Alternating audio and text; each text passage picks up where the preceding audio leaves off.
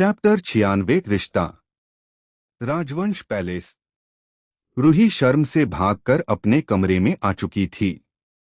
उसने दरवाजा बंद किया और दीवार से टिक गई। उसका दिल इतनी तेज धड़क रहा था कि उसे अपनी ही धड़कनें सुनाई दे रही थीं। वह धीरे से बुदबुदाई, उन्होंने सबके सामने मेरा नाम ले लिया। उसी समय मीरा दौड़ती हुई कमरे में आई। रूही, अरे तू तो सच में राजवंश पैलेस की होने वाली बहू बन गई। रूही ने शर्म से तकिया उठाकर मीरा पर फेंक दिया।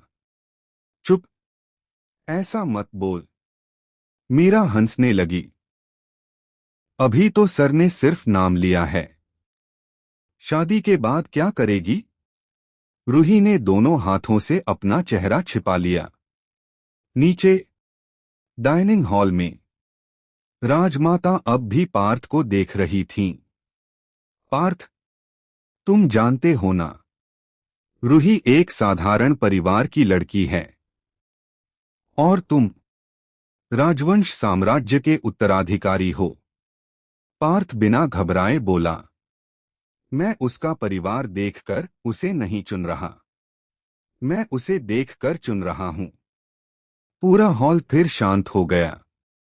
राजमाता के चेहरे पर धीरे धीरे मुस्कान आ गई। अगर तुम्हारा फैसला यही है तो मुझे भी कोई आपत्ति नहीं। आर्यवीर तुरंत हंस पड़ा। कॉन्ग्रेचुलेशंस भैया।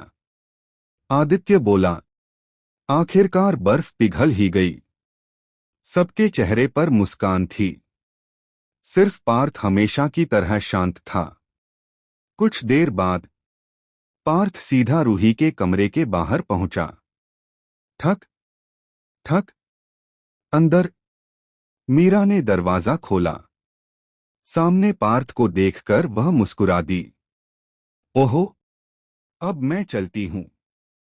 मीरा जाते जाते रूही के कान में फुसफुसाई। अब तो होने वाले पति आए हैं। रूही ने शर्म से उसे घूरा। मीरा हंसती हुई बाहर चली गई। कमरे में कुछ पल तक दोनों चुप रहे। रूही अब भी नजरें झुकाए खड़ी थी। पार्थ धीरे धीरे उसके सामने आया। मेरी तरफ देखो। रूही ने धीरे से सिर उठाया। चेहरा अभी भी गुलाबी था। पार्थ ने पूछा, मैंने सबके सामने तुम्हारा नाम लिया, बुरा लगा? रूही ने तुरंत सिर हिलाया। न, नहीं। फिर? रूही मुस्कुराई। इतनी शर्म आ रही है कि आपकी तरफ देख भी नहीं पा रही। पहली बार पार्थ के होठों पर साफ मुस्कान आ गई। उसने धीरे से कहा, अच्छा, तो मेरी होने वाली पत्नी इतनी शर्मीली है? रूही की आंखें बड़ी हो गईं। वह और भी ज्यादा शर्मा गई। सर, सर, पार्थ ने तुरंत बीच में कहा। अब भी सर? इतना सब होने के बाद भी? रूही चुप हो गई। धीरे से बोली, तो क्या कहकर बुलाऊं? पार्थ कुछ सेकंड उसे देखता रहा, फिर बहुत हल्की मुस्कान के साथ बोला, जो दिल चाहे। रूही की मुस्कान और गहरी हो गई। वह कुछ बोल नहीं पाई। तभी पार्थ ने पहली बार बहुत सहजता से उसका हाथ अपने हाथ में लिया। अब डरने की जरूरत नहीं है। इस घर में तुम अकेली नहीं हो।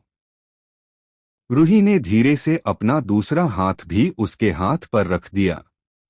दोनों एक दूसरे को देखकर मुस्कुरा रहे थे। और दरवाजे के बाहर मीरा और कबीर खड़े सब सुन रहे थे। मीरा धीरे से बोली, चीफ साहब, अब हमारी बारी कब आएगी?